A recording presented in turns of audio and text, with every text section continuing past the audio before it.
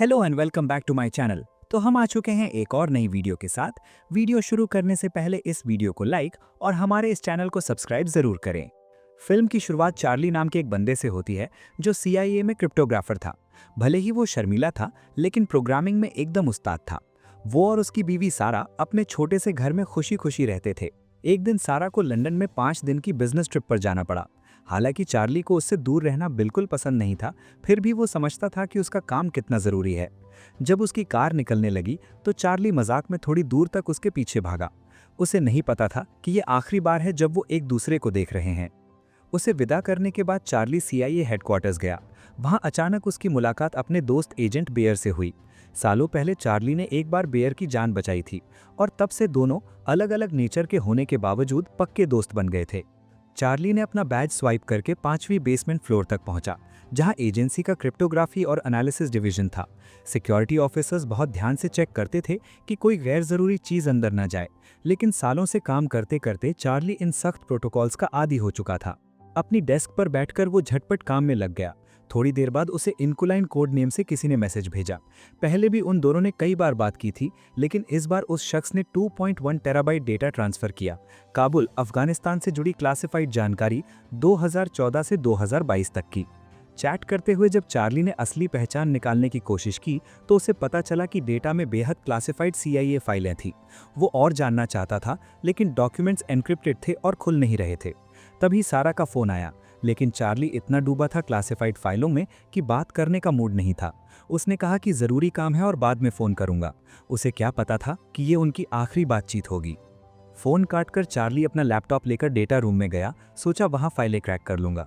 कुछ देर कोशिश करने के बाद उसे कामयाबी मिल गई। डिक्रिप्ट हुई फाइलों में एक ड्रोन स्ट्राइक ऑपरेशन की डिटेल्स थी। CIA आर्काइव से मिलान करते हुए चार्ली हैरान रह गया कि कई डॉक्यूमेंट्स में बदलाव किया गया था। फाइलों में एक बड़े सुसाइड बॉम्बिंग अटैक का जिक्र था, जिसमें करीब 150 लोग मारे गए थे, जिनमें फ्रेंच स्पेशल फोर्सेस और 7 डेनिश मरीन भी थे। पहले इसे गलती से हुई एयर स्ट्राइक बताया गया था। बाद में अमेरिकन डिपार्टमेंट ऑफ डिफेंस ने किसी भी अमेरिकन एयर ऑपरेशन से इनकार कर दिया और दोष लोकल विद्रोहियों पर डाल दिया। लेकिन अब जो चार्ली ने पाया था उससे साफ था कि अमेरिका ने जानबूझकर सच्चाई छुपाई थी। डॉक्यूमेंट पर किसी और का नहीं, बल्कि डेप्यूटी डायरेक्टर मूर का हस्ताक्षर था। डर से कांपता हुआ चार्ली डेटा रूम से निकल गया। उस रात जब उसने सारा को फोन किया तो उसका फोन नहीं लग रहा था। उसने सोचा शायद बिजी होगी और खास ध्यान नहीं दिया। अगली सुबह जैसे ही चार्ली CIA पहुंचा, उसने देखा कि मूर उसका इंतजार कर रहा है। डेप्यूटी डायरेक्टर ने उसे साथ चलने को कहा, डायरेक्टर के ऑफिस में। रास्ते में चार्ली घबरा रहा था। डर था कि कल रात वाली हरकत पकड़ी गई है, लेकिन सच्चाई इससे कहीं ज्यादा भयानक थी। डायरेक्टर ओ ब्रायन ने तबाह कर देने वाली खबर सुनाई। कल ही लंदन के एक होटल में टेररिस्ट अटैक हुआ था। 2 बंधकों को मार दिया गया था और उनमें से एक थी सारा, चार्ली की बीवी। ये शब्द चार्ली के लिए बिजली गिरने जैसे थे। वो फौरन मानने से इनकार करने लगा, लेकिन फिर न्यूज़ ब्रॉडकास्ट में क्राइम सीन दिखाया गया, जिसमें सारा को बंधक बनाते और मारते हुए दिखाया गया। अब चार्ली सच्चाई से इनकार नहीं कर सकता था। बीवी को खोकर चार्ली पूरी तरह टूट गया, लेकिन उसका बदला लेने के लिए उसने खुद को संभाला और अटैक की सच्चाई जानने का फैसला किया। लेकिन उसकी रिक्वेस्ट मूर ने साफ मना कर दिया। डेप्यूटी ने दावा किया कि CIA पहले से ही सारे रिसोर्सेज लगाकर टेररिस्ट का पीछा कर रही है। उसने चार्ली को कुछ दिन छुट्टी लेने की सलाह दी ताकि वो इमोशनली रिकवर कर सके। चार्ली अपने खाली घर लौट आया। कभी कभी उसे लगता जैसे सारा अभी भी वहीं है। अगले दिन एयरपोर्ट पर चार्ली ने सारा का सामान लिया।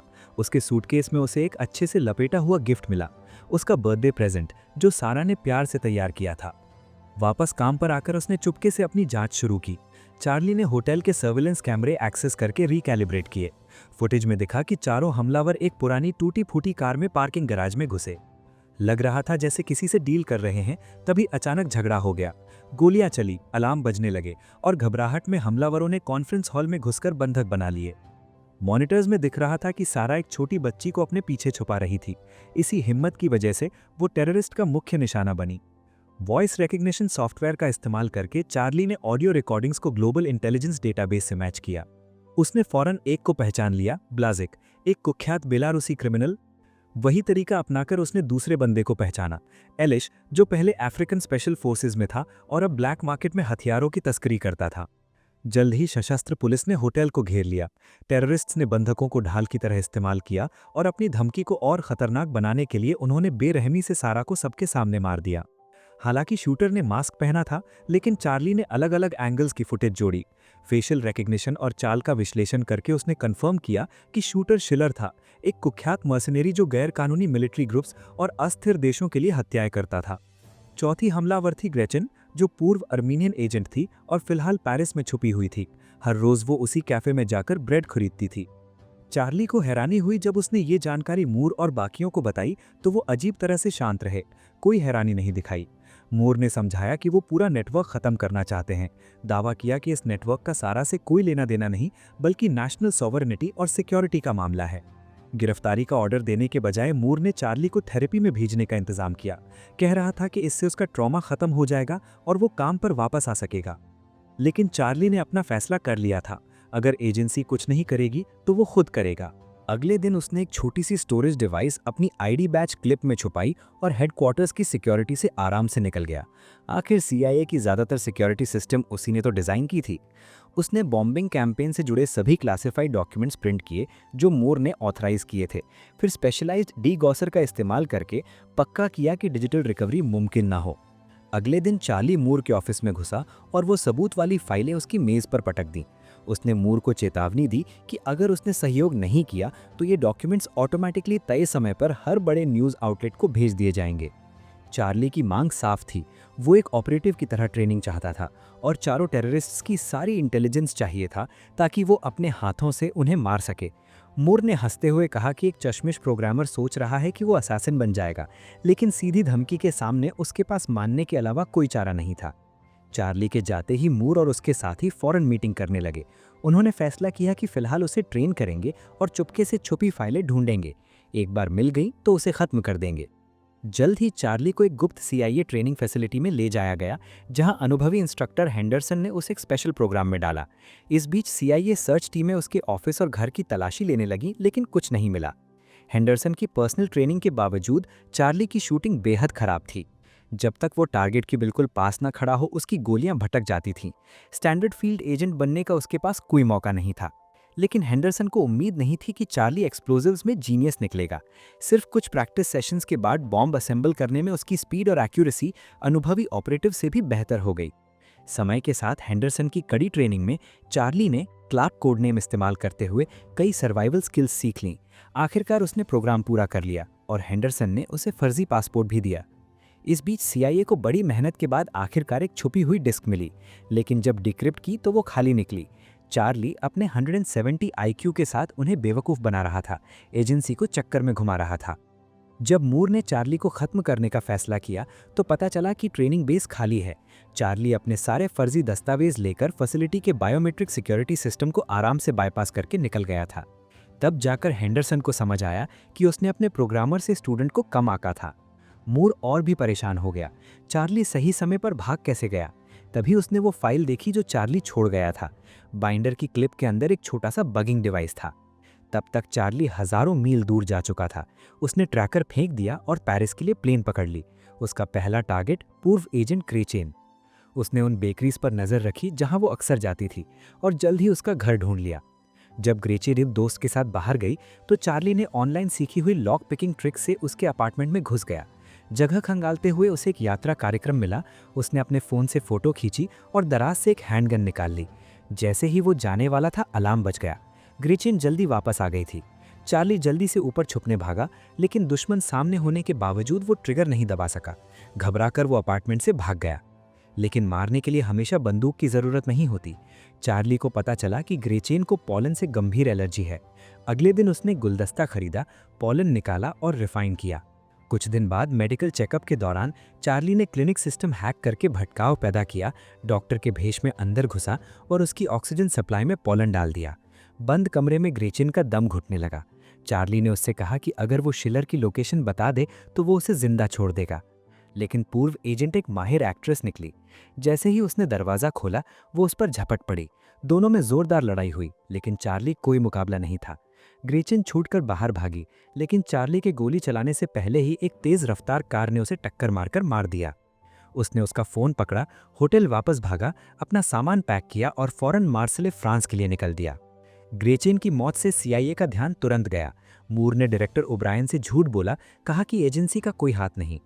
चार्ली की बात करें तो नफरत के बावजूद पहली बार किसी को मारने की कोशिश ने उसे हिला दिया था। एक भीड़ भरे नाइट क्लब में उसे लगा जैसे उसने लोगों में सारा को देखा, लेकिन वो सिर्फ एक भ्रम था। फिर उसने भीड़ में हेंडरसन को देखा। बदकिस्मती से ये कोई भ्रम नहीं था, मूर ने उसे काम खत्म करने भेजा था। चार्ली क्लब से भागा, कई सड़कों से होते हुए एक छोटे रोड साइड बार में घुस गया। लेकिन हेंडरसन की ट्रैकिंग स्किल्स बहुत तेज थीं। कुछ ही पलों में उसने उसे फिर से ढूंढ लिया।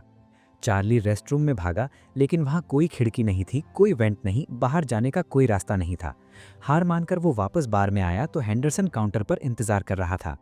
चार्ली समझ नहीं पा रहा था कि उसे इतनी आसानी से कैसे ढूंढ लिया गया।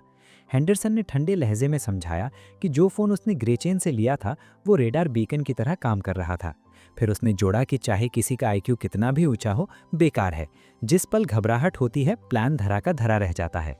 चार्ली ने हेंडरसन की तारीफ की कि वो बहुत अच्छा टीचर है। फिर शरारती मुस्कान से पूछा कि क्या उसे याद है कि चार्ली किस सब्जेक्ट में सबसे अच्छा था। बोलते ही उसके फ़ोन का टाइमर 0 पर पहुंचा। रेस्ट रूम में अचानक धमाका हुआ। बार में अफरा तफरी मच गई और चार्ली हेंडरसन की नज़रों से गायब हो गया। वो होटल वापस जाने की हिम्मत न कर सका तो रात बाहर ही गुजारी।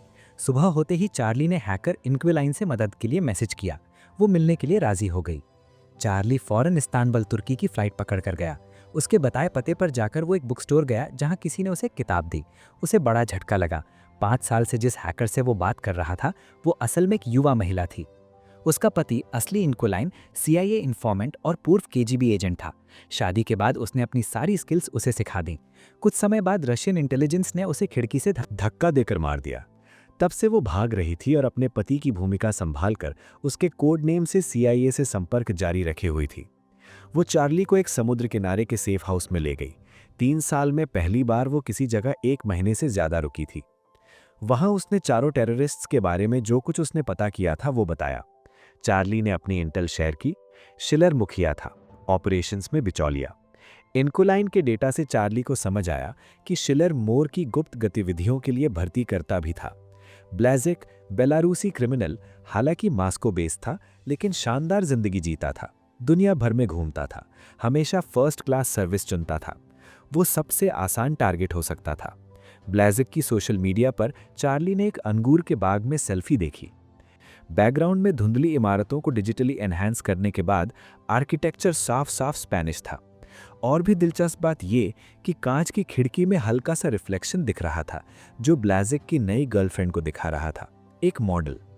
इनक्विलाइन ने इमेज एनहेंस की और सोशल मीडिया पोस्ट से मैच किया जो बता रहा था कि वो 1 हफ्ते पहले मास्को से मैड्रिड आई थी। इस बीच डायरेक्टर ओब्लाइन को मूर पर शक होने लगा, लेकिन जब उसने उससे सामना किया तो मूर ने घमंड से जवाब दिया कि उसके पूर्ववर्ती ने एक बार उसी टेबल पर बिल्कुल वही शब्द कहे थे, फिर भी वो ही जीता था। उसने उसे चेतावनी दी कि वो अपने काम से दूर रहे, लेकिन ओब्रायन छोड़ने वाली नहीं थी। उसने चुपके से एक भरोसेमंद एजेंट को हेंडरसन की निगरानी के लिए भेजा। दूसरी तरफ चार्ली और इनक्विलाइन ने सर्विलांस से ब्लैज़ेक को ट्रैक किया। वो और उसकी गर्लफ्रेंड मैड्रिड के सबसे शानदार 5 स्टार होटल में ठहरे थे। हर रात वो दोनों टावर्स के बीच लटके स्काई पूल को अपने लिए रिजर्व करवाते थे। चार्ली ने इनक्विलाइन को कहा कि वो हेंडरसन पर नजर रखे जबकि वो मैड्रिड के लिए उड़ा। होटल में उसने ब्लैज़ेक की देर रात तैरने की आदत कंफर्म की। अपनी हैकिंग स्किल्स से चार्ली ने आराम से पूल के आर्किटेक्चरल स्कीमेटिक्स हासिल कर लिए। अगले दिन उसने ज़रूरी सामान इकट्ठा किया और एक सोफिस्टिकेटेड इलेक्ट्रोमैग्नेटिक डिवाइस बनाया। अगली रात चार्ली होटल वापस आया। जब वो ब्लैज़ेक पर नज़र रख रहा था तो उसने देखा कि कोई और भी उसे देख रहा है। इनक्विलाइन ने फीड चेक की और कंफर्म किया कि वो एक CIA एजेंट था। और बुरी बात यह कि हेंडरसन खुद भी होटल में था। उसने चार्ली से कहा कि मिशन छोड़कर फौरन पीछे हट जाए, लेकिन चार्ली ऐसे मौका गंवाने को तैयार नहीं था। वो रूफटॉप पूल एरिया में घुस गया। ब्लैज़ेक ने उसे देखकर सोचा कि शायद कोई भटका हुआ टूरिस्ट है। जब चार्ली ने पूछा कि शिलर कहाँ है तो ब्लैज़ेक का चेहरा सख्त हो गया। चार्ली ने रिमोट कंट्रोल उठाया, समझाया कि एक बार दबाने पर डिवाइस कांच की परतों के बीच की हवा निकाल देगा और पूल फट जाएगा। डर के मारे ब्लैज़ेक तेजी से दूसरी तरफ तैरने लगा, लेकिन जैसे ही वो बीच में पहुंचा उसके नीचे का कांच टूट गया। टनों पानी और कांच के टुकड़े नीचे गिर गए। तभी इनक्विलाइन चार्ली के ईयरपीस में चिल्लाई, हेंडरसन ऊपर आ रहा है। चार्ली एग्जिट की तरफ भागा, लेकिन हेंडरसन उसका पीछा करता हुआ सीढ़ियों में घुस गया। कुछ पलों बाद इंक्विलाइन ने चेताया कि एक और सीआईए ऑपरेटिव होटल में उसे ढूंढ रहा है। जैसे ही हेंडरसन चार्ली के करीब पहुंचा, अचानक दूसरा सीआईए एजेंट आगे कूदा और उसे नीचे गिरा दिया। बेसमेंट लॉन्ड्री रूम में दोनों आदमी जमकर लड़े, जबकि चार्ली दरवाजे पर डर से छुपा देख रहा था। हेंडरसन ने विरोधी का सिर स्पिनिंग वॉशर में मारा, लेकिन पेट में गोली खा ली। जल्दी से उसने बंदूक छीन ली और उस आदमी को मार दिया।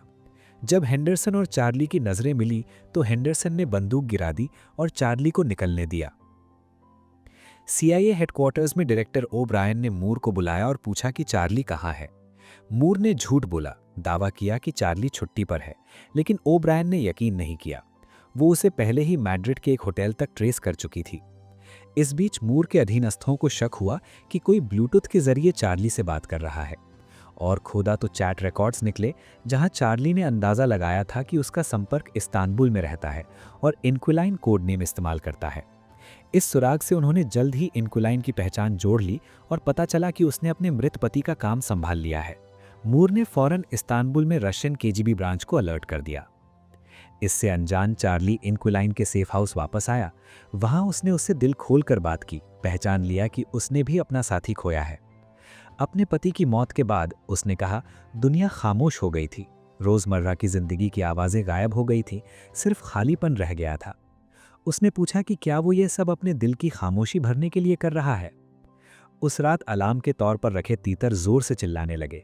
रशियन ऑपरेटिव्स ने जगह पर हमला कर दिया। दोनों एक इमरजेंसी एस्केप रूट से भागे जो इंक्विलाइन ने पहले से तैयार किया था, लेकिन जैसे जैसे पीछा तेज हुआ, एक गोली कांच तोड़कर उसे लगी। चार्ली ने सीट बदली और तेजी से रात में भागा। वो भागने में कामयाब रहा, लेकिन इंक्विलाइन मर गई। सारा के हत्यारे अभी भी जिंदा थे, इसलिए चार्ली फिर से दुख में डूबने को तैयार नहीं था। इंक्विलाइन का फोन लेकर उसने एक हथियार डीलर की तरह बात की और एलिश से मिलने का इंतजाम किया। उसने बाजारों में बॉम्ब के कंपोनेंट्स ढूंढे।